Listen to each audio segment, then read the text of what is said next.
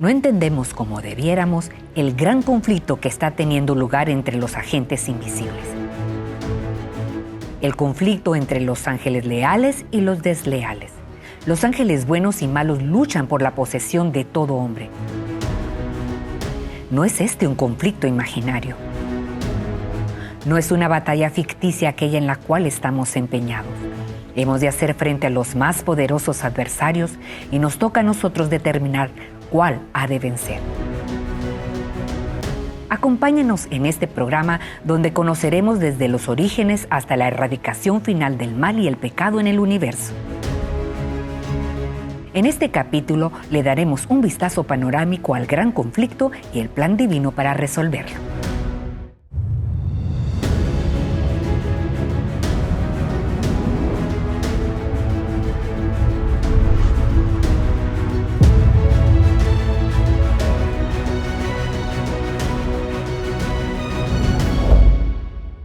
Bienvenidos a su programa El Gran Conflicto entre el Bien y el Mal. Su servidor, Armando Juárez, catedrático en la Escuela de Teología de la Universidad de Montemorelos, acompañado aquí por mi querido doctor Carlos Mora, también compañero en la Escuela de Teología en el área de Antiguo Testamento. Vamos a dar inicio y gracias por acompañarnos y vamos a pedir la bendición del Señor para este programa. Señor, en este momento estamos elevando nuestra voz y nuestra mente para pedir tu presencia, la de tu Santo Espíritu que venga a iluminar nuestras mentes, nuestros corazones, a hacerlos sensibles para ser obedientes a tu palabra. Bendice a cada uno de los que estén escuchando este programa, viéndolo, y también pedimos por sus seres amados, así como por los nuestros. En el nombre de nuestro Señor Jesucristo te lo pedimos todo. Amén. Amén. Pues doctor, a lo largo de toda esta serie de temas, hemos estado hablando de diferentes dimensiones relacionadas con el carácter de Dios, su gobierno. También hablamos, el último tema tuvo que ver con el pecado. La terrible enfermedad del pecado. Así es. Pero ahora vamos a ver, bueno, ¿cómo surgió el pecado? ¿Cómo fue que entra en escena este tremendo problema? Pero tenemos que mirarlo desde una perspectiva, desde, como dice en la Biblia, antes de los tiempos. Y me gustaría leer un pasaje que hay varios pasajes que tiene el apóstol San Pablo. Curiosamente, él es el que más detalla estos aspectos relacionados con una eternidad pasada, donde no existía Dios todavía. Estableció un plan para el problema del pecado, de darle una solución. Así es. Hubo previsión.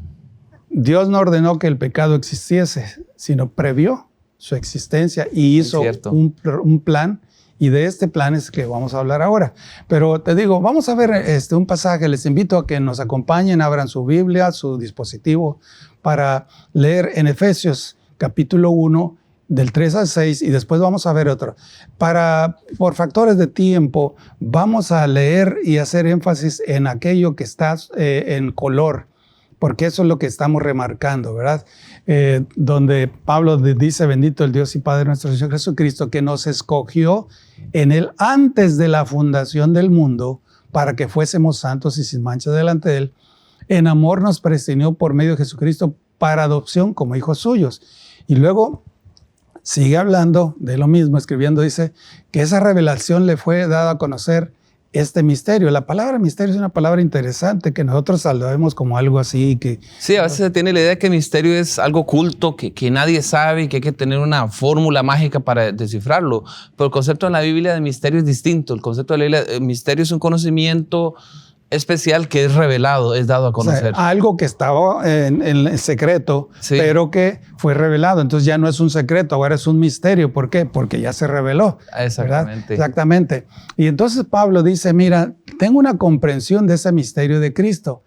En otras generaciones no se dio a conocer este misterio de los hijos de los hombres. Y sigue agregando, ¿cuál es ese misterio? Que los gentiles... En otras palabras, ya sabemos que Dios hizo un plan para los judíos, pero ahora también son los gentiles, los que no somos judíos, dice, somos coherederos incorporados en el mismo cuerpo y copartícipes de la promesa por medio de Jesucristo, del Evangelio. Y entonces sigue hablando y nos menciona en el capítulo 3, dice, para aclarar a todos cuál es la administración de este misterio, que desde la eternidad había estado escondido en Dios, quien creó todas las cosas. O sea, quiere decir que Dios tenía ya, como se mencionó, un plan listo, como algo así como decirlo en nuestras palabras actuales, una póliza de seguro. En caso que se diera un problema, Dios no iba a salir corriendo a ver qué inventaba de último momento. Dios ya había tenido un plan. Precisamente ese es el preconocimiento y la predestinación. Dios, desde antes de iniciar algo, ya sabe qué problema va a haber y ya tiene la solución. Y ese detalle que dice Pablo, fíjate bien, dice que ese misterio, dice, a los principados y autoridades en los lugares celestiales no lo sabían, sino que fue revelado hasta mucho después. Y claro, dice que en ese misterio está contemplada la vida eterna, también la predicación del Evangelio, estaba todo eso programado, y que dice que fue dado a conocer a las gentes para que obedezcan la fe. El plan de la redención es un plan que Dios hizo para que todo aquel que en Él cree no se pierda, sino que tenga vida eterna. Bueno, pero hay muchas expresiones interesantes que Jesús, dentro de sus parábolas, hace alusión a una parábola, la del trigo y la cizaña. Dice que cuenta la parábola de que un hombre sembró buena semilla en su campo y le dijo a sus sembradores que sembraran, pero dice, un enemigo vino y puso mala semilla. Y cuando surgió el trigo, también surgió la cizaña y los trabajadores le dijeron, Señor, ¿y qué pasó? Nosotros sembramos trigo, ¿y dónde surgió esto? ¿Qué les dijo el dueño? Dice, un enemigo ha hecho esto. Y después cuando los apóstoles le preguntan, bueno, ¿y de qué se trata esto? Le dice, bueno, el campo es el mundo, la buena semilla son los hijos del reino, y la mala semilla que sembró el enemigo es el diablo, y que la semilla son aquellos que no van a obedecer ni van a creer el Evangelio. Entonces, Dios desde la eternidad supo de ese problema. En esa ocasión, Dios tuvo que hacer una decisión, porque en la eternidad, me imagino en ese concilio celestial, el Padre, el Hijo y el Espíritu Santo dijeron, bueno, vamos a crear el universo y en el universo lo vamos a poblar con seres, animales, aves y, en fin, como y seres nuestro libres planeta. También, seres no caídos. Sí, pero vamos a buscar también crear seres con inteligencia superior, como los ángeles y todos los niveles de jerarquía angelical, y también vamos a crear al hombre y a muchos otros seres similares al hombre. Pero entonces tenía una decisión que hacer. Si les daba inteligencia superior, había un problema, el problema del pecado. Y ese es el problema. Sobre ese problema vamos a hablar en la siguiente sección, así es que sigan acompañándonos.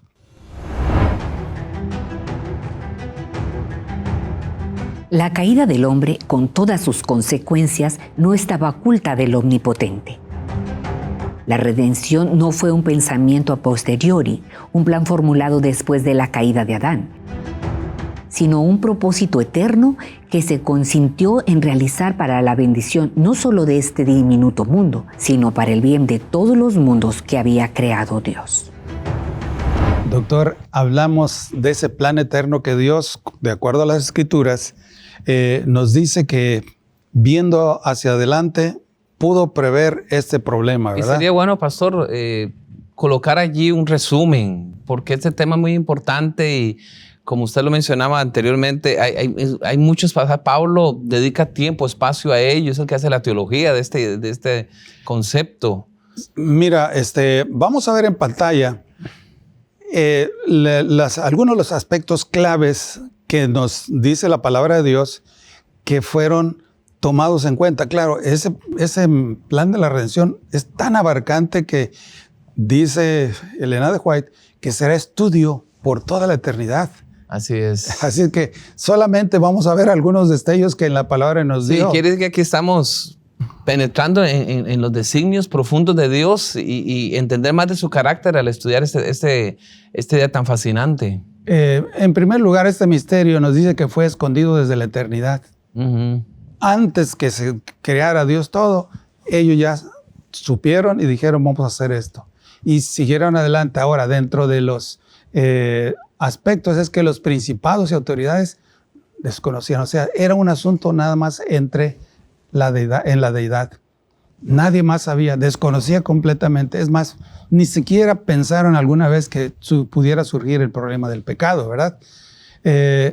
Y entonces él decidió que la raza humana que iba a pecar, a esos los iba a adoptar como hijos suyos. Qué tremendo privilegio. Por eso que dice Juan, mirad cuál amor nos ha dado el Padre, que seamos nosotros llamados hijos de Dios. Y a mí me impacta mucho al mencionar ese detalle, que desde la eternidad, no hace miles de años, desde la eternidad, ya Dios nos conocía. De alguna manera Él sabía, voy a hacer a todas estas personas, voy a hacer al pastor Armando Juárez, mi hijo.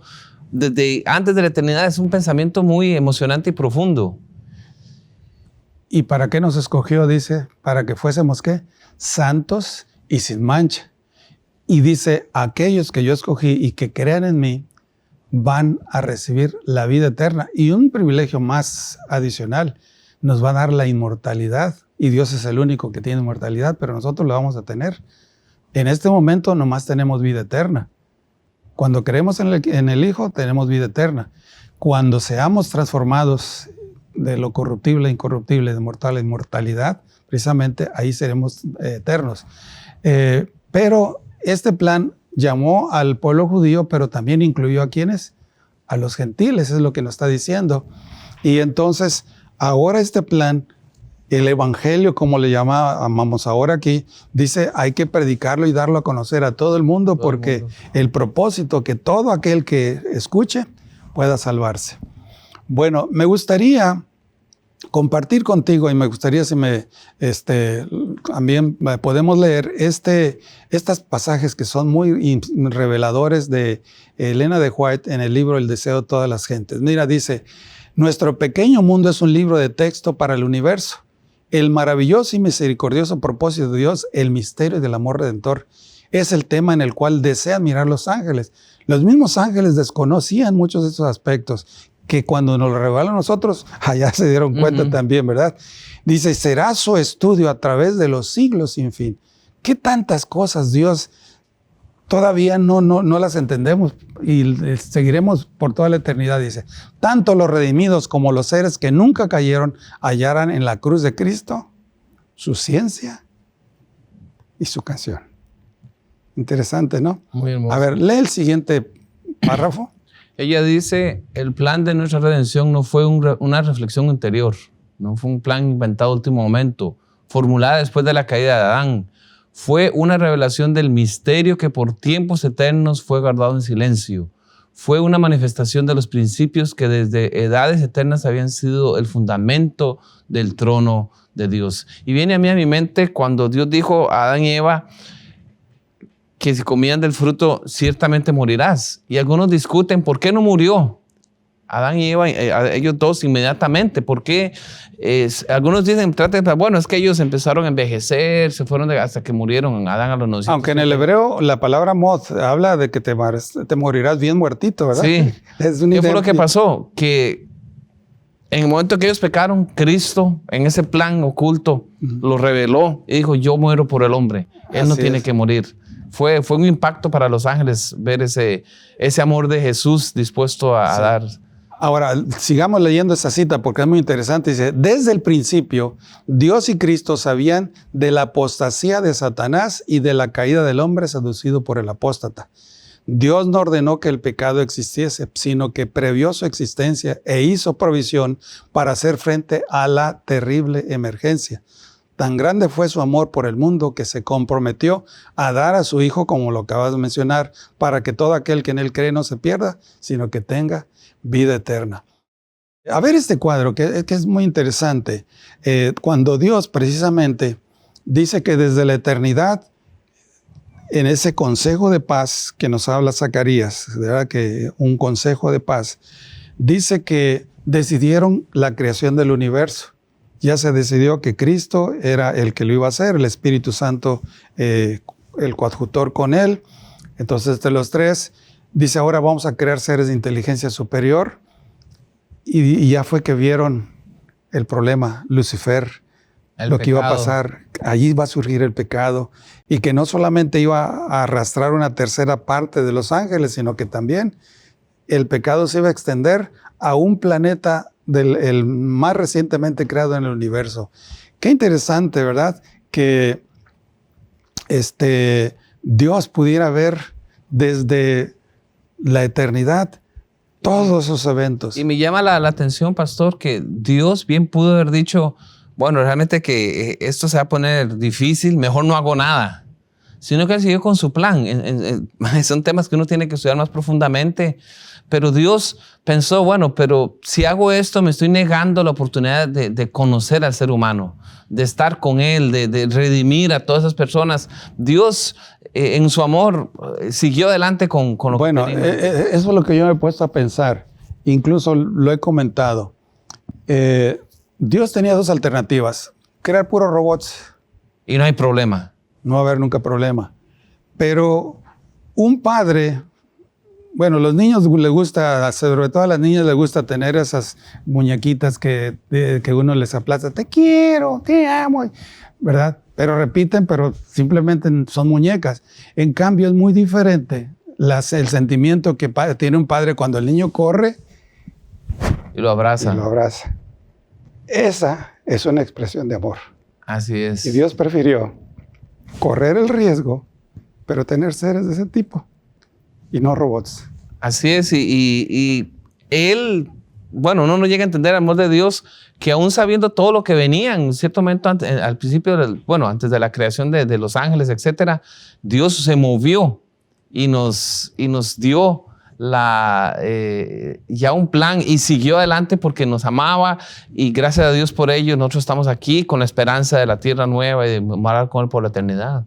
Así es. Bueno, la siguiente sección, vamos a hacer un desglose gráfico donde vamos a ir viendo en forma más detallada cada una de las fases que están contempladas, lo que se nos ha revelado del maravilloso plan de la redención. Así es que les invitamos a que nos acompañen porque, como dije, este asunto se está poniendo cada vez más bueno.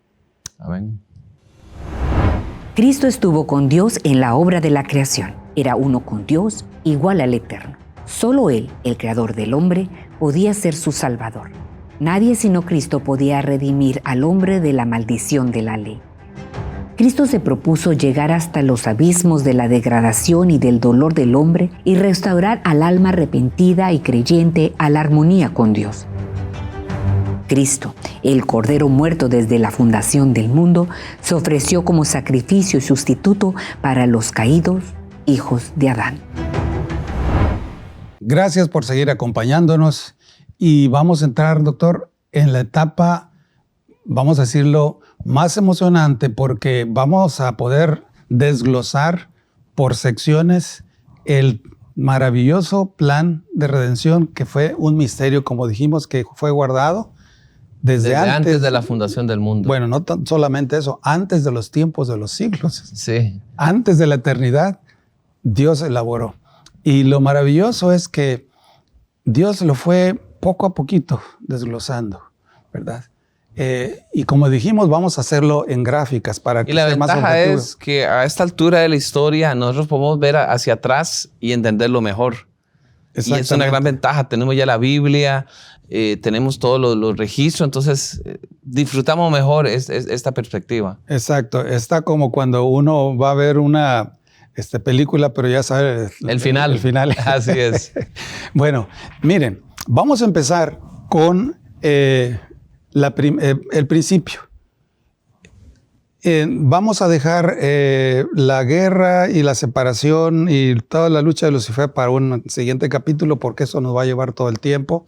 Pero vamos a empezar con el problema del pecado aquí en la tierra.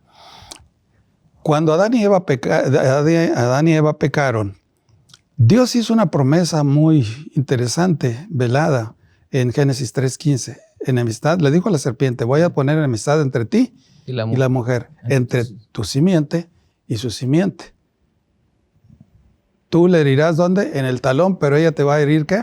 En la cabeza. En la cabeza. Te va a destruir. En otras palabras, ahí ya le está diciendo a Satanás cuál es su destino, qué es lo que va a pasar con él. Pero también a nosotros nos hace una promesa. Esa simiente que va a destruir a Satanás también va a venir a salvarnos, ¿verdad? Y vamos a ver en este cuadro que tenemos aquí, a eso se le llama los símbolos de la salvación. ¿Por qué? Porque, como tú lo mencionaste, nosotros tenemos la bendición de estar en un momento, ya mirábamos para atrás, pero Adán y Eva y todos los que vivieron en el periodo del Antiguo Testamento desconocían, miraban, ¿y qué es lo que Dios hizo? A través de símbolos, de darles un vistazo de lo que Dios trae para adelante. Desde el momento que sacrifican símbolos y figuras, el cordero que era inmolado estaba señalándoles a ese cordero que dijo Juan el Bautista, es el cordero de Dios que quita el pecado del mundo. Ya estaba señalándolo ahí, ¿verdad? Igual en el caso de Noé cuando sale del arca, ¿verdad? El arco iris dice, bueno, hay una promesa, Dios no va a volver a destruir. Quizás de todos esos símbolos, pastor, definitivamente el más completo en el Antiguo Testamento es el tabernáculo, la idea del santuario, todas las figuras, las fiestas, las celebraciones, la disposición del tabernáculo, etcétera. Todos son muchos detalles que sería un largo describen estudio. Todo el plan de la redención en símbolos. En símbolos. Pero el más impactante para mí es el momento cuando Dios le dice a Abraham, sacrifica a tu hijo. ¿Por qué crees que sería tan impactante? Jesús dijo, Abraham vio mi día y se gozó. ¿Por qué se gozó con un incidente tan espantoso? Mata a tu hijo, ofrécelo en sacrificio. Porque Dios le dijo, tú sentiste feo, ¿verdad? Cuando ibas a matar a tu hijo. Bueno, yo te libré de que lo mataras. Pero tu hijo se libró, pero el mío no, va a morir en la cruz. Ahora, pastor, ¿qué cuando Cristo vino? ¿Cuál es el siguiente paso? El siguiente paso tiene que ver con el acto de la redención, así se le llama. ¿Por qué? Porque es cuando, como dice Gálatas 4:4, venido el cumplimiento del tiempo, Dios envió a su Hijo a redimir a aquellos que estaban bajo la ley, nacido de mujer, ¿verdad? El verbo que vivía en la eternidad con Dios se hizo ¿qué? Se hizo carne. Ser humano. Se hizo un ser humano y habitó con nosotros, ¿verdad? Y hay ahí un detalle que yo quisiera recalcar, porque a veces algunos creyentes ponen mucho énfasis en la cruz y solo la cruz. Y la cruz, lógicamente, es el pago total. Y es el pináculo. Es el pináculo. Pero no es solo la cruz. Sin encarnación no hubiera habido cruz.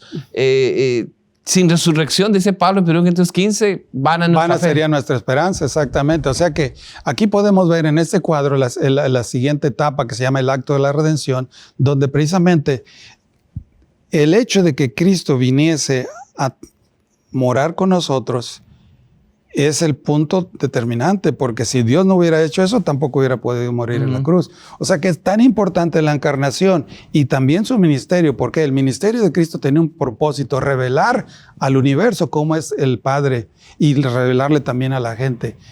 El que me ha visto a mí ha visto al Padre. Todo lo que ustedes que hago yo, eso es lo que Dios hace. ¿Por qué? Porque Él es igual que el Padre. Y como dijimos, el pináculo es la cruz, la muerte de Cristo en la cruz y su resurrección, porque sin resurrección no hubiera habido nada. Pero vamos a pasar al siguiente cuadro, porque hace 2000 años Cristo subió al cielo y la pregunta, ¿y qué está haciendo allá? Ya van 2000 años. ¿Cuál es la razón? Bueno, algunos piensan que todo se logró en la cruz y como que dan la idea de que ya Cristo después de la cruz se fue de vacaciones, pero no, el libro de Hebreos habla del ministerio y la intercesión de Cristo, de que Él está intercediendo perpetuamente por sus hijos. Vive para interceder por nosotros, ¿verdad? Sí, y no solo eso, sino que luego viene lo que revela la profecía de Daniel, que se estudiará en otro momento en este programa, el tema del juicio investigador, de que Dios va a empezar a realizar un juicio antes de su venida. Así es. El Espíritu Santo se quedó aquí haciendo su obra, la continuación del ministerio de Cristo para salvar a la raza humana, mientras Cristo está intercediendo en el cielo y preparando y llevando a cabo diferentes funciones primero en su ministerio de intercesión y luego en el ministerio de juicio. Como ya lo mencionaste, 1844 hasta la segunda venida. Pero, ¿qué va a pasar después de la segunda venida? Bueno, prácticamente la situación está consumada, pero hay un detalle. Todavía hay que definir qué se va a suceder con el enemigo.